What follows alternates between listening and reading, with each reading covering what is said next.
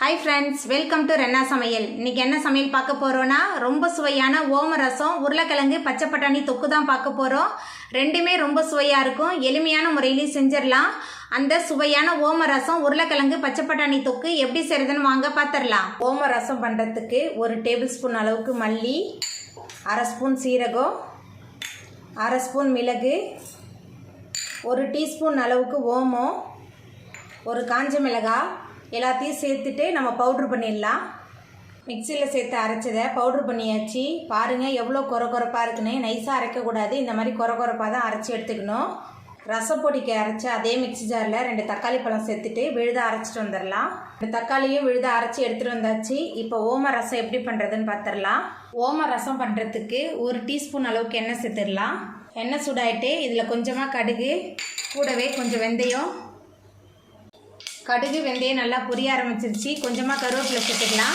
அதுக்கப்புறமா நம்ம மிக்சியில் சேர்த்து அரைச்ச ரசப்பொடி சேர்த்துட்டு 1 நிமிஷத்துக்கு நல்லா கலந்து விட்டுறலாம். ரசப்பொடி சேர்த்துட்டு 1 நிமிஷத்துக்கு நல்லா கலந்தாச்சு. ஓமெல்லாம் சேர்த்துருக்கனால நல்லா மணமாக இருக்குது. இப்போ இதில் 2 தக்காளி அரைச்சி சேர்த்துக்கலாம். சேர்த்துட்டு தக்காளியோட பச்சை வாசனை போகிற அளவுக்கு நல்லா கலந்து விட்டு வதக்கலாம். ஓம ரசம் ரொம்ப சுவையாகவும் இருக்கும், மணமாகவும் இருக்கும். சளி இருமல்லாம் இருக்கும்போது இந்த மாதிரி நம்ம ஓம ரசத்தெல்லாம் அடிக்கடி செஞ்சு குடித்தோமா சீக்கிரமாகவே சளி இருமல்லேருந்து நமக்கு நிவாரணம் கிடைக்கும். நம்ம சேர்த்த தக்காளி பழம் நல்லா வதங்கி வந்துருச்சு. இப்போ இதில் சின்ன லெமன் சைஸ் புளியை தண்ணியில் ஊற வச்சு கரைச்சி வச்சுருக்கேன். புளி தண்ணி சேர்த்துக்கலாம். கொஞ்சமாக மஞ்சத்தூள், உப்பு, ரசத்துக்கு தேவையான அளவுக்கு தண்ணி, கொஞ்சமாக கொத்தமல்லி தழை, அதுக்கப்புறமா பெருங்காயத்தூள் சேர்த்துக்கலாம். சேர்த்துட்டு எல்லாத்தையும் நல்லா கலந்து விட்டுடலாம். எல்லாத்தையும் சேர்த்துட்டு நல்லா கலந்து விட்டாச்சு. ரசம் கொதிக்கக்கூடாது, அங்கங்கே நுர தட்டி வரணும். அப்போ நம்ம அடுப்பை ஆஃப் பண்ணிடலாம்.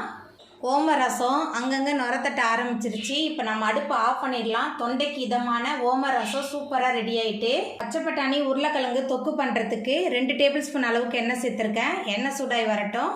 எண்ணெய் சூடாயிட்டு இதில் 1 டேபிள் ஸ்பூன் அளவுக்கு சோம்பு சேர்த்துக்கலாம். சோம்பு பொரிய ஆரம்பிச்சிருச்சு. 10 சின்ன வெங்காயம் பொடியாக நறுக்கியிருக்கேன். சின்ன வெங்காயம் சேர்த்துக்கலாம். கொஞ்சமாக கருவேப்பிலை எல்லாத்தையும் சேர்த்துட்டு நல்லா வதக்கிடலாம். வெங்காயம் நல்லா வதங்கி வரணும். வெங்காயம் நல்லா வதங்கி வந்துருச்சு. இப்போ இதில் நம்ம முதல் நாள் இரவே ஊற வச்சு வேக வச்சுருக்க பச்சை பட்டாணி சேர்த்துக்கலாம். கூடவே 2 டேபிள் ஸ்பூன் அளவுக்கு இஞ்சி பூண்டு விழுது, தனி மிளகாய்த்தூள் 1 டேபிள் ஸ்பூன், ஓமம் 1/2 ஸ்பூன், மஞ்சத்தூள் 1 ஸ்பூன், கொஞ்சமாக உப்பு சேர்த்துக்கிறேன். ஏன்னா பட்டாணி வேக வைக்கும் போதே கொஞ்சம் உப்பு சேர்த்துருக்கேன். இப்போ குறைவாக தான் சேர்த்துருக்கேன். எல்லாத்தையும் சேர்த்துட்டு நல்லா வதக்கிடலாம். மசாலாத்தூள், இஞ்சி பூண்டு விழுது, பச்சை பட்டாணி எல்லாமே சேர்ந்து நல்லா கலந்து வதங்கிருச்சு. ஓமெல்லாம் சேர்த்துருக்கனால ரொம்ப சுவையாகவும் இருக்கும், மணமாகவும் இருக்கும். இப்போ இதில் கொஞ்சமாக தண்ணி சேர்த்துக்கலாம். தண்ணி சேர்த்துட்டு நல்லா கலந்து விட்டுடலாம். தண்ணி சேர்த்துட்டு நல்லா கலந்து விட்டாச்சு. ஒரே ஒரு கொதி வரட்டும். மசாலாவோட பச்சை வாசனை போகிற அளவுக்கு பச்சை பட்டாணி நல்லா கொதிக்க ஆரம்பிச்சிருச்சு.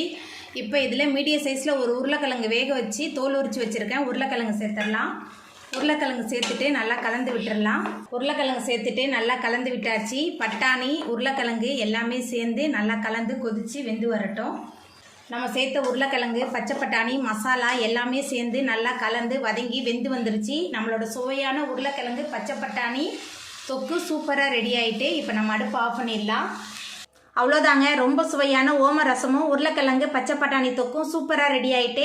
இந்த சுவையான ஓம ரசம் உருளைக்கிழங்கு பச்சை பட்டாணி தொக்கை நீங்களும் உங்கள் வீட்டில் செஞ்சு பாருங்கள். இந்த வீடியோ உங்களுக்கு பிடிச்சிருந்தா லைக் பண்ணுங்கள், ஷேர் பண்ணுங்கள், கமெண்ட் பண்ணுங்கள், சப்ஸ்கிரைப் பண்ணுங்கள். அப்படியே பக்கத்தில் உள்ள பெல் பட்டனையும் கிளிக் பண்ணிடுங்க. நன்றி.